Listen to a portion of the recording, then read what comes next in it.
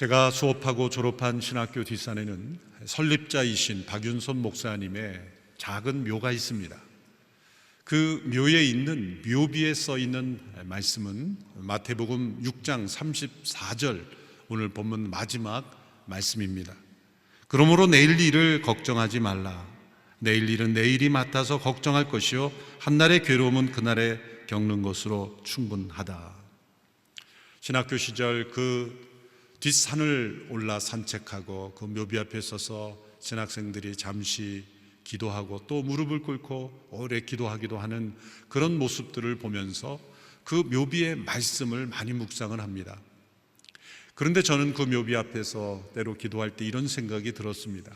성경 전체를 주석을 하셨던 한국을 대표하는 성경학자의 묘비에 써 있는 구절이라고 한다면 오히려 33절 그 앞에 있는 너희는 먼저 그의 나라와 그의 의를 구하라 라는 말씀이 더 어울리지 않을까라는 생각도 해봤고, 또 성경 전체 구속사의 뼈대를 이루는 아주 귀한 이 말씀들이 많이 있는데 왜 하필 이 말씀일까 라는 생각을 했습니다.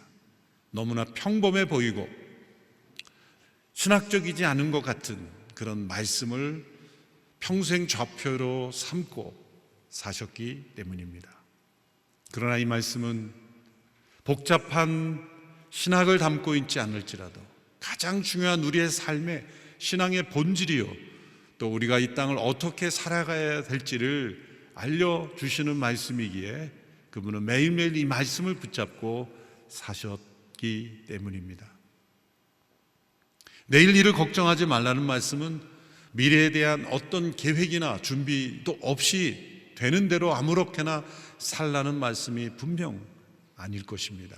예수님은 여러 말씀에서 미래에 대한 철저한 준비와 계획을 말씀하셨습니다. 답을 세우려고 한다면 완공될 때까지 비용을 계산해 보아라.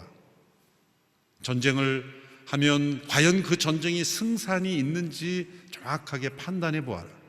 더 나아가 우리가 제자의 삶을 살 때도 예수님의 제자로서 내가 무엇을 포기해야 되는지를 계산해 보아라 말씀하셨습니다. 사도 바울은 더 나아가 일하기 싫어하거든 먹게 하지도 말라라는 교훈을 주게 하셨습니다. 갈라디아서 말씀에서는 심은 대로 거두게 하시는 하나님이시기에 결코 만홀히 여기지 말라, 하나님을 만홀히 여기지 말라 경고하기도 하셨습니다.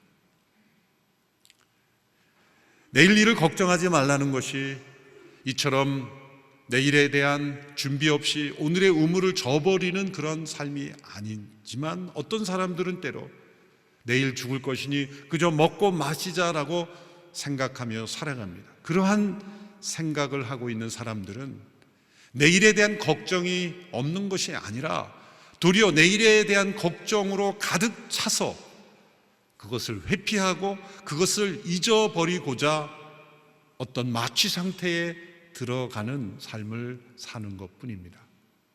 내일 일을 걱정하지 말라는 말씀의 뜻은 걱정으로 내일을 맞이하지 마라, 혹은 다른 표현으로 내일을 걱정할 삶을 살지 말라라는 의미이죠. 어떻게 우리는 믿음 안에서 내일을 걱정하지 않는 삶을 살 수 있을까요? 예수님은 우리에게 교훈을 주시기 위해서 공중에 나는 새와 들의 백합화를 보라라고 말씀하셨어요.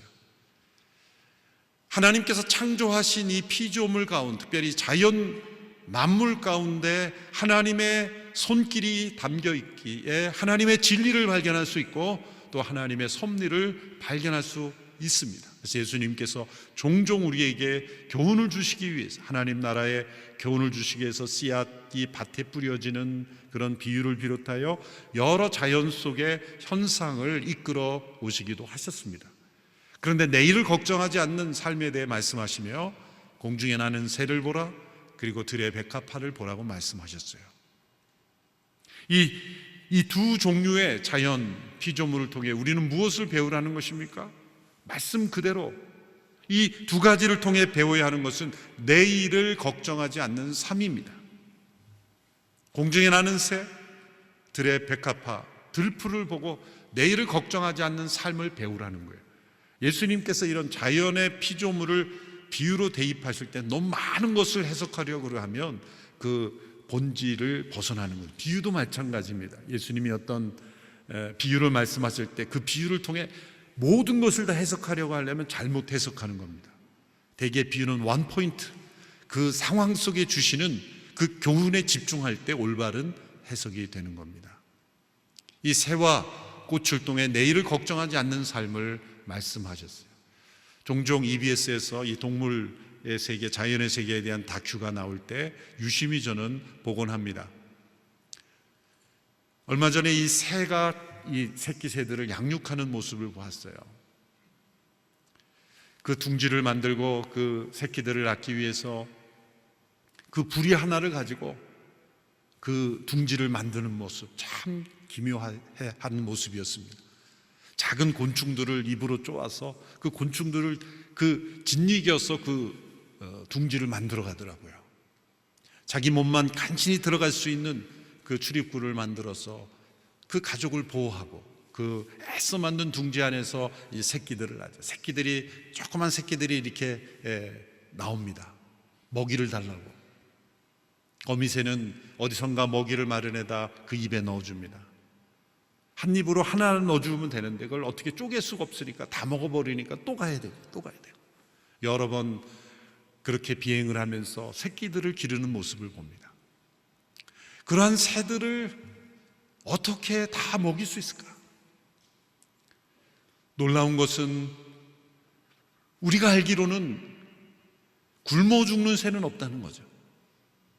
하늘을 날다가 오락가락 하다가 기진맥진해서 바다에 떨어져서 죽는 새는 없다는 거죠. 욥기에 그 말씀이 나오죠. 저 하늘을 나는 바다에 나는 새를 누가 먹이는가 너는 아느냐. 하나님께서 그 모든 새들을 먹이신다. 그러나 그 새가 하늘로 높이 날아 많은 세상을 본다 할지라도 내일은 볼 수 없어요. 새가 수많은 해가 뜨고 지는 것을 여러 날 동안 보며 비행을 한다 할지라도 새는 내일을 볼 수 없다는 거예요. 새는 언제나 오늘을 살 뿐이라는 거죠. 들의 백합 하나, 오늘 피었다 지는 들풀, 내일이면 불에 던져져 아궁이에 들어져 땔감이 되는 그 들풀을 보라 말씀하셨어요. 내일이 보장되어 있지 않다는 거죠. 그런데 오늘 이 전부인 그 들풀도, 오늘 피었다 지는 그 꽃도 이제 내일이 없기 때문에 하나님께서 아무렇게나 너는 대충 만들어도 된다라고 말씀하지 않으셨다는 겁니다. 잠시 피었다 지는 꽃도 완벽한 꽃으로 하나님이 창조하십니다. 그 꽃에 향기가 있고 그 꽃에 아름다움이 있고 색이 있습니다. 잠시 피는 꽃이기에 하나님은 대충 만들지 아니하고 도리어 잠시 피었다 지는 그 꽃의 아름다움을 보기에 많은 사람들이 자연으로 들러 나가지 않습니까? 하나님의 관점에서 이 새와 꽃을 보면 내일이라는 시간이 없이 그저 오늘만 살아가는 그 새와 내일이 보장되어 있지 않는 꽃임에도 불구하고 하나님께서 그 꽃 한 송이를 얼마나 소중하게 생각하며 다루시는지를 볼 때 우리의 삶도 바로 그렇게 내일을 걱정하지 않는 삶이 되어야 한다는 것을 예수님께서 우리에게 교훈하고 계십니다. 어떻게 내일에 대한 걱정을 버릴 수 있을까요? 세 가지 중요한 관점을 먼저 가져야 합니다. 첫째로, 내일을 나의 날로 생각하지 말아야 합니다. 내일이 나에게 보장된 날이라고 생각하는 것은 교만입니다. 하나님의 주권을 넘어서는 것입니다. 잠언 27장 1절의 말씀을 개정 번역으로 보면 너는 내일 일을 자랑하지 말라. 하루 동안에 무슨 일이 났는지 내가 알 수 없음이니라. 직장에서 일터를 마치고 저녁에 돌아와 가족들과 함께 식사를 하고 편히 쉬려고 했던 직장인이 퇴근길에 뇌출혈로 쓰러질 수 있습니다. 내일이 보장되지 않을 뿐만 아니라 우리는 이후의 시간도 보장되어 있는 사람이 아닙니다. 내일은 나의 날이 아닙니다. 오늘 하나님께서 나에게 주신 날만 우리는 살 뿐입니다. 그러므로 하늘 나는 새가 내일이라는 시간을 계산하지 않고 그저 오늘로만 살아가듯, 그리고 내일이 보장되어 있지 않고 내일 불에 던져질 들풀로 존재하는 풀처럼 우리는 오늘만이 나의 허락된 날이요, 오늘이 나의 마지막 날이라는 이 종말 의식, 그 의식을 가지고 살아갈 때는 내일에 대한 걱정을 가질 필요가 없습니다. 중병에 걸려서 병원으로부터 이제 일주일밖에 살 수 없다는 통지를 받은 한 성도님이 있었습니다. 그 사실을 알게 된 목회자가 그 가정에 방문해서 위로를 하려고 방문했습니다. 그때 그 성도님은 목회자에게 이런 말을 했습니다. 목사님, 병원에서 저에게 이제 앞으로 일주일밖에 살 수 없다고 그렇게 말하더군요. 근데 저는 정말 기뻤습니다. 왜냐하면 저는 지금까지 매일매일 오늘이 마지막이라고 여기고 살았기 때문에, 나에게는 내일이 없다고 여기며 오늘이 마지막 날이라고 생각하며 하루하루를 살았는데 이제 일주일이나 남았다니요. 감사합니다. 그렇게 고백했다라는 겁니다. 다른 시각을 가진 거죠. 내일은 나의 날이 아닙니다. 그러면 이렇게 내일이 나의 날이 아니라는 생각은 아무렇게나 삼기, 그렇지 않습니다.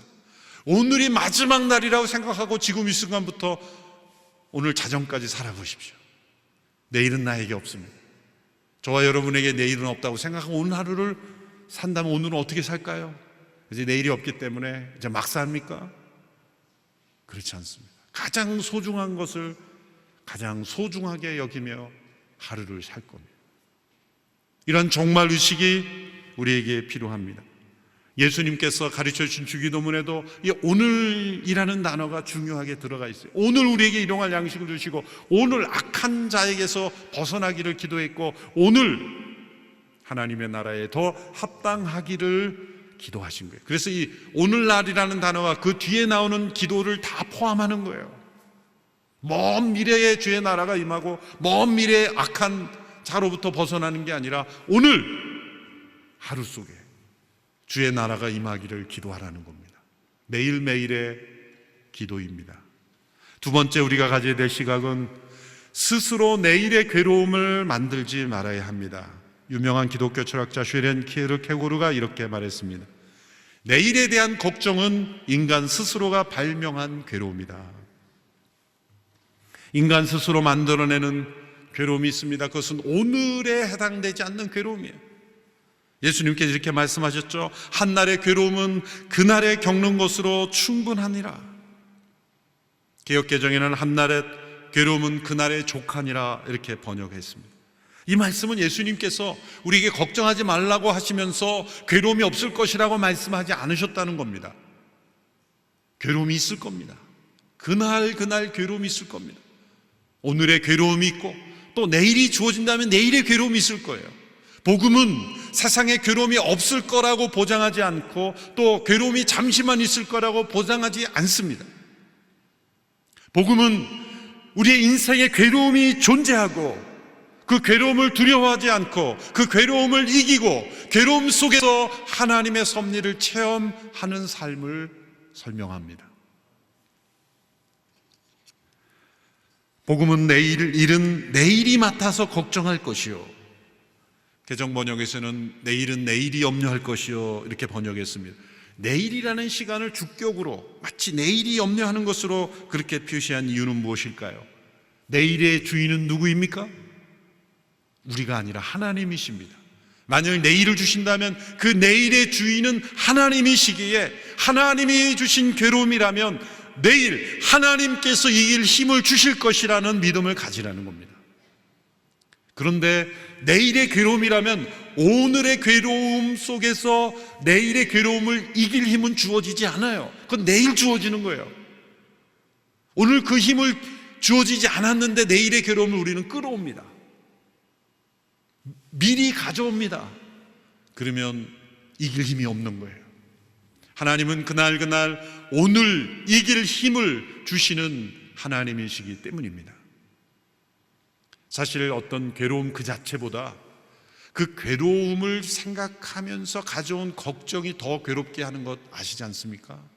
특별히 암투병을 하고 있는 분들을 보면 내가 암에 걸렸다라고 하는, 내 안에 암세포가 있다라고 하는 그 사실로 인해 그 암세포로 인한 고통보다 그 암세포가 내 몸 안에 있다라는 것에 대한 스트레스로 인한 괴로움이 훨씬 더 클 때가 많아요. 대개 암을 이겨내고 병을 이겨내는 분을 보면 병 자체에 대한 몸의 힘겨움보다, 병을 이겨내지 못하는 보면 이 병 자체에 대한 힘겨움보다 병에 대한 스트레스 때문에 더 괴로움이 더 몸을 힘들게 할 경우가 많아요. 이겨내는 분들을 보면은 이런 병으로 인한 걱정을 이겨냄으로부터 병을 이기는 능력이 나타나는 겁니다. 불필요한 괴로움을 발명하지 마라. 내일의 괴로움을 앞서 끌어당기지 말라라는 것입니다. 사실 걱정이란 무엇입니까? 내일 그 자체일 수 있어요. 내일은 우리에게 없다고 생각하고 내일의 괴로움을 끌어오지 않는다면 우리는 이겨낼 수 있습니다. 매일매일 주어지는 그 괴로움 속에서 우리는 괴로움을 이길 힘을 하나님께로부터 받고 그 괴로움 속에서 변화가 되고, 그리고 가장 중요한 것은 그 괴로움 속에서 영원을 바라보는 것입니다. 하나님이 우리에게 허락하신 매일의 괴로움의 가장 궁극적인 목적은 영원을 바라보게 하시는 거예요. 이 땅에 대한 정을 끊는 겁니다. 정이 떨어지게 하는 겁니다. 그게 괴로움의 중요한 목적이에요. 이 땅의 괴로움 속에서 우리는 영혼을 더 갈망하게 되는 겁니다. 많은 장애 속에서, 고통 속에서, 질병 속에서, 아픔 속에 있던 분들은 영혼을 더 사모하게 될 겁니다. 우리는 이 땅에 잠시 몇십 년 혹은 100년 살다가 소멸되는 존재로 창조된 것이 아니라 영원히 살도록 창조되었습니다. 우리의 몸은 흙으로 돌아갔지만, 부활의 몸을 입게 되지만 영혼은 절대로 소멸되지 않습니다. 영혼은 불멸합니다. 영혼은 영원할 것입니다. 부활하신 그 예수님의 몸은 십자가에 죽으신 몸이요, 십자가에 죽으신 몸은 그 성육신하신 몸입니다. 바로 그 몸이 고난당하셨고, 그 몸이 십자가에 못 박히셨고, 그 몸이 부활하셨고, 그 몸이 승천하셨고, 그 몸이 다시 오실 것이고, 바로 그 몸이 영원하실 거예요. 지어진 우리의 몸이 씨앗처럼 소멸되는 것 같지만 부활의 몸을 입게 되고, 우리의 몸을 통하여서 부활의 몸을 입게 됐기에 우리는 주님을 다시 만나게 될 거죠. 그러므로 우리의 영혼이 영원하다는 것을 인지할 때 모든 괴로움을 통해 우리는 영원을 사모하게 되는 것입니다. 그게 하나님께서 우리에게 주신 고난의 목적입니다. 그래서 셋째 중요한 원리로 넘어갈 때, 우리가 한 날 한 날을 대할 때 그 한 날을 내일이 아닌 영원으로 의식하는 것이 중요합니다. 우리에게 내일이란 없습니다. 영원만 있을 뿐입니다. 영원한 오늘만 있을 뿐입니다. 예수님께서는 내일 일을 아셨죠.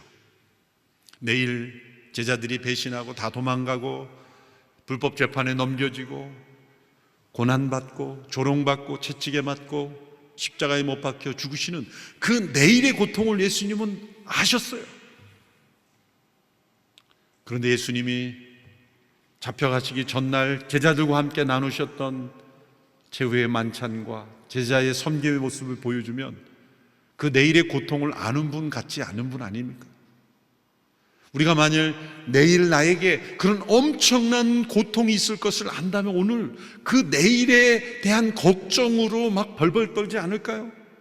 예수님께서 내일에 있을 이 십자가의 고통을 어떻게 오늘 이겨낼 수 있었습니까? 그것은 영원을 의식하셨기 때문이에요. 우리에게 혹 내일이 주어진다면 그것은 내일이 아니라 영원한 오늘이라고 생각하십시오. 우리는 매일매일 그리스도 안에서 이제 우리 안에 영원한 생명이 주어진 사람들은 매일이 곧 영원입니다. 영원으로 이어지는 인생입니다. 여러분이 어떤 인생의 문제 가운데 있습니까? 고민하고 계십니까? 잠 못 이루게 하는 문제가 있습니까? 영혼을 대입해 보세요. 이런 질문을 던져보세요. 내가 이 고민을 영원히 할 고민인가? 영원히 할 만한 가치가 있는 고민인가? 그것이 아니라면 그냥 버리셔야 되는 거예요. 나를 지금 괴롭게 하고 있는 이 문제가 영원히 나를 괴롭게 할 문제인가? 아니라면 그걸 자유할 수 있는 겁니다. 예수님이 내일 있을 십자가의 고통을 이겨낼 수 있었던 것은 영원을 사셨기 때문이에요. 이제 우리의 자연적 생명, 그것은 끝나지만 우리 안에 영원한 생명이 주어져 있기에 우리는 오늘을 살 때 그것은 영혼을 사는 거예요. 그러므로 내일은 없지만 영원히 있는 겁니다. 내일은 나의 날이 아니지만 하나님이 내일을 허락하신다면 그것은 영혼에 속한 오늘 하루를 사는 인생이라는 것. 그렇게 매일매일을 영혼에 속한 인생을 살아갈 때 내일에 대한 걱정이 우리를 무너뜨릴 수가 없는 거예요. 내일 혹 괴로움이 있다면 그날의 괴로움을 이길 힘을 내일의 주인이신 하나님께서 주실 것이다. 그렇게 믿음이 하루하루를 살아가는 인생, 그것이 믿음의 삶이라는 것입니다. 예수님은 내일에 대해 걱정하는 인생들을 믿음이 적은 자들아 말씀하셨어요. 이런 시각이 없는 거예요. 내일이 나의 날이라고 생각하고 내일의 걱정을 자기가 스스로 가져와서 괴로워하고, 그리고 영혼에 속한 인생을 바라보지 못하고 그저 짧은 시각으로만 인생을 바라보는 이들을 가리켜 믿음이 적은 자들아. 우리의 믿음은 이렇게 영혼에 속한 믿음이어야 합니다. 예수님이 오늘 본문에서 세 가지의 믿음을 말씀하시죠. 첫 번째 믿음은 하물며의 믿음입니다. 하물며. 6장 30절의 말씀 우리 같이 읽어볼까요? 시작. 오늘 있다가도 내일이면 불 속에 던져지는 들풀도 하나님께서 그렇게 입히시는데 하물며 너희는 얼마나 더 잘 입히시겠느냐 믿음이 적은 사람들아.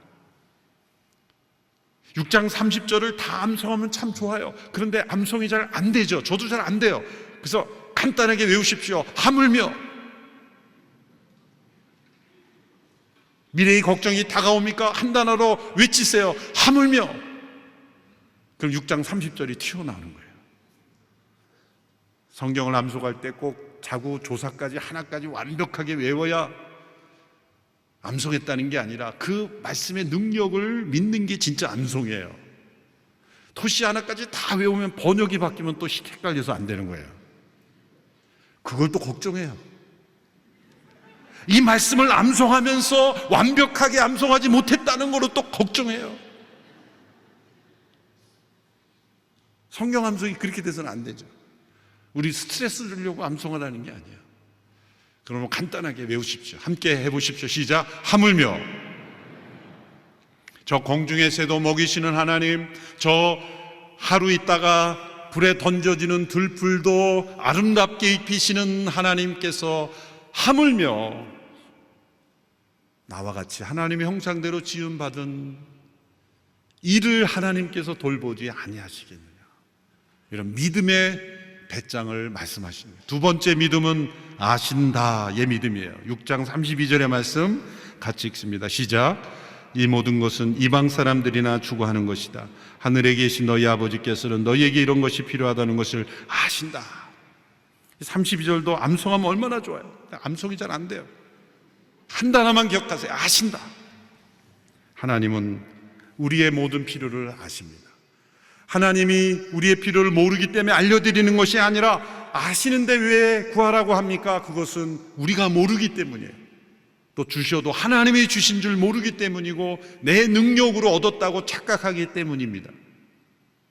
아시는 하나님, 그러므로 미래를 걱정할 필요 없습니다. 세 번째 믿음은 더해 주신다의 믿음이에요. 마태복음 6장 33절의 말씀 같이 읽습니다. 시작. 오직 너희는 먼저 그 나라와 그의 의를 구하라. 그러면 이 모든 것도 너희에게 더해 주실 것이다. 더해 주신다의 믿음입니다.